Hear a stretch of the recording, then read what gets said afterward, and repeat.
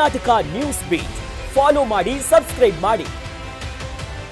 ವಿಧಾನಸಭೆಯ ಚುನಾವಣೆಗೆ ಇನ್ನು 2 ವರ್ಷಗಳು ಬಾಕಿ ಇದ್ದು ರಾಜ್ಯ ಬಿಜೆಪಿಗೆ ಬೂಸ್ಟ್ ನೀಡೋದಕ್ಕೆ ಹೈಕಮಾಂಡ್ ನಾಯಕರೆಲ್ಲರೂ ಅಂತೂ ಇಂತೂ ಒಂದು ಹೆಜ್ಜೆ ಇಟ್ಟು ಬಿಟ್ಟಿದ್ದಾರೆ. ವಿಜೇಂದ್ರ ನಾಯಕತ್ವದ ವಿರುದ್ಧ ಹಲವಾರು ಜನ ಸಿಡಿದೆದ್ದು ಬಿಟ್ಟಿದ್ದಾರೆ.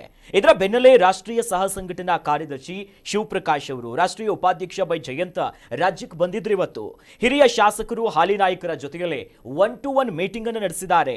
ಬರೋಬ್ಬರಿ 2 ವರ್ಷಗಳ ನಂತರ ರಮೇಶ್ ಜಾರಕಿಹೊಳಿ ಅವರು ಬಿಜೆಪಿಯ ಕಚೇರಿಗೆ ಆಗಮಿಸಿದ್ದು ವಿಜೇಂದ್ರಗೀಗ ಡವ ಶುರು ಆಗ್ಬಿಟ್ಟಿದೆ.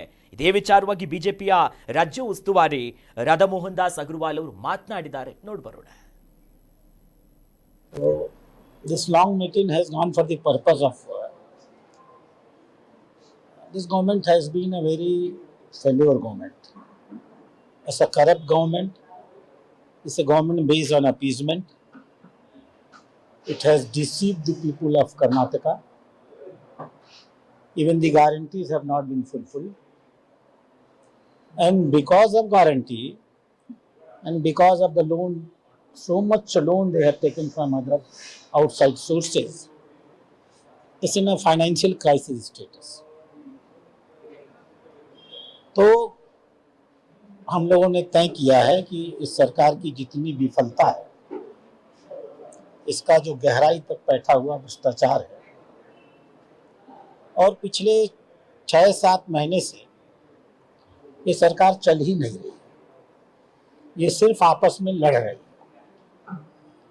दिल्ली में बैठा हुआ इनका एक नेता है खड़गे, जो बंदर की तरह यहाँ के 2 बिल्लियों को, एक बिल्ली सिद्धारमैया और एक बिल्ली शिवकुमार. ರಾಜ್ಯ ಬಿಜೆಪಿ ಕಥೆಗಂತೂ ಮನೆಗೊಂದು 10 ಬಾಗ್ಲಾಗಿದೆ. ಯಾರು ಬಂದು ಏನ್ ನೀರು ಹಾಕಿದ್ರು ಆ ಗಿಡ ಮತ್ತೆ ಬೆಳೆಯಲ್ಲ ಅನ್ಸುತ್ತೆ. ಅದು ಸುಟ್ಟು ಹೋಗ್ಬಿಟ್ಟಿದೆ, ಬುಡನೇ ಸುಟ್ಟು ಹೋಗ್ಬಿಟ್ಟು ಕೂತ್ಕೊಂಡಿರುವಂತ ಬಿಜೆಪಿಗೆ ವಿರೋಧ ಪಕ್ಷ ಸ್ಥಾನಮಾನ ಆದರೂ ಕೊಟ್ಟು ಬಿಟ್ಟಿತ್ತು ಈ ಸರಿ. ಅವ್ರ ಜೊತೆಗೆ JDS ಬಂದು ಕೂತ್ಕೊಂಡಾಗ ಒಂದಷ್ಟು ಭಾಗದ ಜನ ಇವ್ರನ್ನ ನಂಬ್ಕೋತಾರೇನೋ, ಮತ್ತೆ ಈ ಕಾಂಗ್ರೆಸ್ನ ಈ ಅಸ್ತವ್ಯಸ್ತ ಆಡಳಿತಕ್ಕೆ ಬೇಸತ್ತ ಜನ ಏನಾದರೂ ತಿರುಗಿ ನೋಡಬೇಕು ಅಂದ್ರೂ ಕೂಡ ಇವರು ನೋಡೋ ಪರಿಸ್ಥಿತಿಲೇ ಇಲ್ಲ. ಇವರು ಆ ನಿಟ್ಟಲ್ಲಿ ಮಾಡ್ಕೊಂಡು ಕೂತ್ಕೊಂಡಿದ್ದಾರೆ. ಸಮರ್ಥವಾದ ನಾಯಕತ್ವನೇ ಇಲ್ಲ. ವಿರೋಧ ಪಕ್ಷದ ನಾಯಕರಲ್ಲಿ ವಿಡಂಬನಾತ್ಮಕವಾದ ಮಾತು ಬಿಟ್ರೆ ಬೇರೆ ಯಾವುದು ಅವ್ರ ಹತ್ರ ಕಾಣಿಸ್ಕೊಳ್ತಾ ಇಲ್ಲ. ನಾಯಕರುಗಳಲ್ಲಿ ಸದ್ದು ಮಾಡುವಂತಹ ಶಕ್ತಿ ಇಲ್ಲ. ಬಿಜೆಪಿಯಲ್ಲಿ ಬಲ ಇಲ್ಲದೆ ಇರೋದಕ್ಕೆ ಇವತ್ತು ಹೈಕಮಾಂಡ್ ಏನೋ ಚಿಗುರು ಕೊಡೋದಕ್ಕೆ ಬಂದಿದ್ದೀವಿ, ಮತ್ತೊಂದು ಕೊಡೋದಕ್ಕೆ ಯಾವುದು ಆಗದೇ ಇರುವಂಥದ್ದು. ಇವತ್ತು ಬಿಜೆಪಿಯಿಂದ ನೀವು ಯಾರನ್ನ ತೆರೆಮರೆಗೆ ಸರಿಸಿ ಕೂತ್ಕೊಂಡಿದ್ದೀರೋ ಯಾರಿಗೋಸ್ಕರ ಅವರೆಲ್ಲ ಒಳಗಡೆ ಬರಬೇಕು. ಹೊಸ ಅಲೆಯನ್ನು ಎಬ್ಬಿಸುವಂಥ ನಾಯಕರನ್ನು ಹುಡುಕೋಬೇಕು. ಈಗಾಗಲೇ ನೀವು ಬೇರೆ ಬೇರೆ ಕಡೆ ಏನು ಪ್ರಯೋಗ ಮಾಡಿದಿರಲ್ಲ ಅಂಥ ಒಂದು ನಾಯಕತ್ವವನ್ನು ಮತ್ತೆ BJPಗೆ ಕಟ್ಟಿದ್ರೆ ಆ ನಾಯಕತ್ವದ ಗುಣ ಇರುವಂತಹ ಹೊಸ ಪ್ರತಿಭೆಗಳನ್ನಾದರೂ ತಗೊಂಡು ಬಂದು ಏನಾದರೂ ಪ್ರಯತ್ನ ಪಟ್ಟರೆ BJPಗೆ ಒಂದು ಉಳಿಗಾಲ ಇರ್ಬೋದು. ಈಗಿರುವ ನಾಯಕರುಗಳಲ್ಲಿ ಹೆಚ್ಚು ಕಡಿಮೆ ಯಾರೂ ಕೂಡ ಅಲ್ಲಿ ನಿಂತ್ಕೊಳ್ತೀವಿ ಅನ್ನುವಂಥ ನಿಟ್ಟಲ್ಲಿ ಯಾರೂ ಇಲ್ಲ. ಇವತ್ತು ಏನು ಅಲ್ಲಿ ಕಾಣಿಸ್ಕೊಂಡಿದ್ದಾರೆ, ರಮೇಶ್ ಜಾರಕಿಹೊಳಿ ಬಂದ ತಕ್ಷಣಕ್ಕೆ ಇವ್ರಿಗೇನೋ 2 ವರ್ಷದ ನಂತರ ರಮೇಶ್ ಜಾರಕಿಹೊಳಿ ಬಂದ್ರಂತೆ. ರಮೇಶ್ ಜಾರಕಿಹೊಳಿ ಬಂದಿದ್ದೇ ಹೆಚ್ಚು JDSಗೆ ಹೋಗ್ತಾರೆ ಅನ್ನುವಂಥ ಸುದ್ದಿ. ನಿನ್ನೆ ಅಖಂಡ ಶ್ರೀನಿವಾಸ ಮೂರ್ತಿ, ನಾಳೆ ರಮೇಶ್ ಜಾರಕಿಹೊಳಿ, ಮತ್ತೊಬ್ಬ ಎಲ್ಲರೂ JDSಗೆ ಹೋಗಿ. ಯಾಕಂದ್ರೆ ಇಲ್ಲಿ ಸಮರ್ಥವಾದ ನಾಯಕತ್ವ ಇಲ್ಲ. JDSಗೆ ಹೋದ್ರೆ JDS ಬಲಪಟ್ಟರೆ ಕುಮಾರಸ್ವಾಮಿ CM ಆಗ್ತಾರೆ ಅನ್ನುವಂಥದ್ದಾದ್ರೂ ಗೊತ್ತಿರುತ್ತೆ ಜನಕ್ಕೆ. ಅಂದ್ರೆ ಅಟ್ಲೀಸ್ಟ್ ಹಾಕ್ಬೇಕಾ ಬೇಡವಾ, ಕುಮಾರಸ್ವಾಮಿ CM ಆಗ್ಬೇಕು ಅಂತಂದ್ರೆ ಮತ ಹಾಕ್ಬೇಕಾ ಬೇಡ ಅಂತ ಅವರು ಡಿಸೈಡ್ ಮಾಡ್ತಾರೆ. ಇಲ್ಲಿ ನಾನು ಮತ ಹಾಕ್ತೀನಿ, ಯಾರ ನಾಯಕ ಅಂತಾನೆ ಗೊತ್ತಿಲ್ಲ ಅಂದ್ರೆ ಯಾರಿಗೆ ಮತ ಹಾಕ್ತಾರೆ? ಯಾರಿಗೂ ಇಲ್ಲ ಅಂತಂದ್ರೆ ಕಾಂಗ್ರೆಸ್ಗೆ ಹಾಕೊಂಡು ಕೂತ್ಕೋತಾರೆ. ಇಲ್ಲ JDS ಏನಾದ್ರು ಸಪರೇಟ್ ಆಗಿ ಇವ್ರ ಜೊತೆಗೆ ಸಮ್ಮಿಶ್ರ ಆಗಲ್ಲ ನಾವು ಅನ್ನುವಂಥ ನಿಟ್ಟಲ್ಲಿ ನಿರ್ಧಾರಕ್ಕೆ ಬಂತು ಅಂತಂದ್ರೆ ಅವ್ರಿಗೆ ಹೋಗುತ್ತೆ ಅಷ್ಟೇ. ಸೊ ಮೊದಲು ಇವರು ಚಿಂತನೆ ಮಾಡಬೇಕಾಗಿರೋದು ಯಾರ ನಾಯಕತ್ವದ ಅಡಿಯಲ್ಲಿ ಚುನಾವಣೆಗೆ ಹೋಗಬೇಕಾಗಿದೆ, ಮತ್ತು ಈಗಾಗಲೇ ನಮ್ಮ ಪಕ್ಷದಲ್ಲಿರುವಂಥ ಕಳಂಕಿತರು ಯಾರಿದ್ದಾರೆ ಅನ್ನುವಂಥದ್ದನ್ನು ಪಟ್ಟಿ ಮಾಡ್ಕೋಬೇಕು.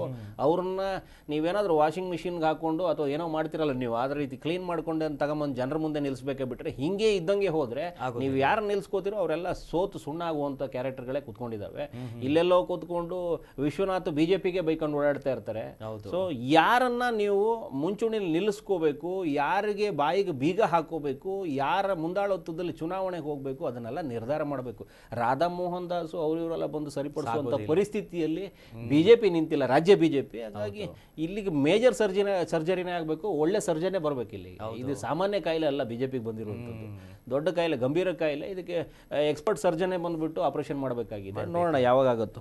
ಅಂದ್ರೆ ಒಂದ್ ಕಡೆ ನಾಯಕತ್ವ ಗೊಂದಲ, ಒಂದ್ ಕಡೆ ವಿಜೇಂದ್ರ ಅವ್ರು ಇರ್ತಾರಾ ಇಲ್ವಾ ಅನ್ನೋ ಒಂದ್ ಗೊಂದಲ, ಮತ್ತೊಂದ್ ಕಡೆ ಇಲ್ಲಿ ರೆಬಲ್ಸ್ ಒಬ್ರು ಬಂದ್ರೆ ಇನ್ನೊಬ್ರು ಬರೋದಿಲ್ಲ. ಅಂದ್ರೆ ಎಲ್ಲರನ್ನೂ ಒಮ್ಮತದಿಂದ ತೆಗೆದುಕೊಡೋದು ಕಾಂಗ್ರೆಸ್ಗಿಂತ ಜಟಿಲ್ ಅನ್ಸುತ್ತೆ ಬಿಜೆಪಿ ನೋಡ್ತಿದ್ರೆ. ತುಂಬಾ ದೊಡ್ಡ ಮಟ್ಟದ ಸಮಸ್ಯೆ ಮಾಡ್ಕೊಂಡು ಕೂತ್ಕೊಂಡಿರುವಂಥದ್ದು ಕಾಂಗ್ರೆಸ್ಸಿಗೆ ಅದೇ ಲಾಭ. ಹೌದು, ಇಲ್ಲೇನಾದ್ರೂ ಸಮರ್ಥವಾದ ನಾಯಕತ್ವದ ಅಡಿಯಲ್ಲಿ ಹೋರಾಟ ಕೊಟ್ಟುಬಿಟ್ಟಿದ್ರೆ ಇವತ್ತು ಅವ್ರು ಮಾಡ್ಕೊಂಡಿರೋ ಅನಾಚಾರಕ್ಕೆ, ಅವ್ಯವಹಾರಕ್ಕೆ ಬಿಜೆಪಿ ವಿರೋಧ ಪಕ್ಷ ಇದ್ದಾಗಲೇ ಒಂದಷ್ಟು ಪ್ರಚಾರ ತಗೊಂಡ್ಬಿಟ್ಟು ನೆಕ್ಸ್ಟ್ ಸೀಟ್ಗೆ ಟವಲ್ ಹಾಕೊಂಡು ಕೂತ್ಕೋಬೋದಾಗಿತ್ತು. ನೆಕ್ಸ್ಟ್ ಅಧಿಕಾರಕ್ಕೆ ಬರೋದಕ್ಕೆ ಏನೇನು ಬೇಕೋ ಅಷ್ಟು ವ್ಯವಸ್ಥೆ ಮಾಡ್ಕೊಂಡು ಕೂತ್ಕೋಬೋದಾಗಿತ್ತು. ಆದರೆ ಇವಕ್ಕೆ ಕಣ್ಣಿಲ್ಲ, ಬಾಯಿ ಇಲ್ಲ, ಮೆದುಳಿಲ್ಲ, ಬೆನ್ನುಮೂಳೆ ಇಲ್ಲ, ಎಲ್ಲ ಇಲ್ಲದೆ ಇರೋವೇ ಬಂದು ಮುಂದೆ ಕೂತ್ಕೊಂಡ್ಬಿಟ್ಟಿದ್ದಾವೆ. ಹಾಗಾಗಿ ನಿಮಗೆ ಕಾಂಗ್ರೆಸ್ಸಿಗೆ ಲಾಭ ಮಾಡ್ಕೊಡ್ಬೇಕಂತಾನೆ ಒಪ್ಪಂದದ ರಾಜಕೀಯ ಆಗ್ತಾ ಇದೆ ಅಂತಾನೆ ಕೆಲವರು ಹೊರಗಡೆ ನಿಂತ್ಕೊಂಡು ಹೇಳ್ತಾ ಇರುವಂಥದ್ದು. ಇವರು ಒಪ್ಪಂದದ ರಾಜಕೀಯ ಮಾಡಿಕೊಂಡು ಕಾಂಗ್ರೆಸ್ ಜೊತೆಗೆ ಓಡಾಡ್ಕೊಂಡಿರುವಂಥವ್ರನ್ನ ನಂಬಿಕೊಂಡು ಬಿಜೆಪಿ ಎಲ್ಲಿಗೆ ಬಂದು ನಿಂತ್ಕೊಳ್ಳುತ್ತೆ ಅಂತ ಅವ್ರು ಸ್ಟೇಟ್ಮೆಂಟ್ ಕೊಡ್ತಾ ಇರೋದು. ಆ ಸ್ಟೇಟ್ಮೆಂಟಿಗೆ ಕಾರಣ ಯಾರು? ನೀವೇನೆ. ಕಣ್ಣಾರೆ ಕಂಡ್ರು ನೀವು ಯಾವುದನ್ನು ಕಂಡಿದ್ದೀನಿ ಅಂತಲೂ ಹೇಳ್ತಾ ಇಲ್ಲ, ಅದ್ರ ಬಗ್ಗೆ ಒಂದು ವಿರೋಧ ಹೇಳಿಕೆನೂ ಕೊಡ್ತಾ ಇಲ್ಲ, ಯಾವುದೂ ಕೊಡ್ತಾ ಇಲ್ಲ. ಹಾಗಾದ್ರೆ ಮತ್ತಿನ್ನೇನು ಅವ್ರು ಹೇಳ್ತಾ ಇರೋದಕ್ಕೆ ಪುಷ್ಟಿ ಬರುತ್ತಲ್ಲ. ಹೌದು, ನೀವು ಯಾವುದನ್ನು ವಿರೋಧನೆ ಮಾಡ್ತಾ ಇಲ್ಲ. ವಿರೋಧ ಪಕ್ಷದಲ್ಲಿ ಕೂತ್ಕೊಂಡು ನೀವೆಲ್ಲ ಸುಮ್ಮನೆ ಕಂಬಳಿ ಹೊತ್ಕೊಂಡು ಮಲ್ಕೊಂಡ್ಬಿಟ್ರೆ ರಾಜ್ಯದ ಜನ ನೋಡ್ತಾ ಇರ್ತಾರೆ. ನಿಮ್ಮನ್ನು ಯಾಕೆ ಕೂರಿಸಿದೀವಿ ಅನ್ನೋದು ಕೂಡ ನಿಮ್ಗೆ ಗೊತ್ತಾಗಿಲ್ಲ ಇನ್ನು ಅಂತಂದ್ರೆ ಅಲ್ಲೂ ಕೂತ್ಕೊಳ್ಳೋದಕ್ಕೂ ಅಯೋಗ್ಯರು ಅಂದ್ರೆ ಮತ್ತೆ 3ನೇ ಪ್ಲೇಸಿಗೆ ಹಾಕ್ಬಿಡ್ತಾರೆ ಅಷ್ಟೇ. Yes. Karnataka news beat follow ಮಾಡಿ, ಸಬ್ಸ್ಕ್ರೈಬ್ ಮಾಡಿ.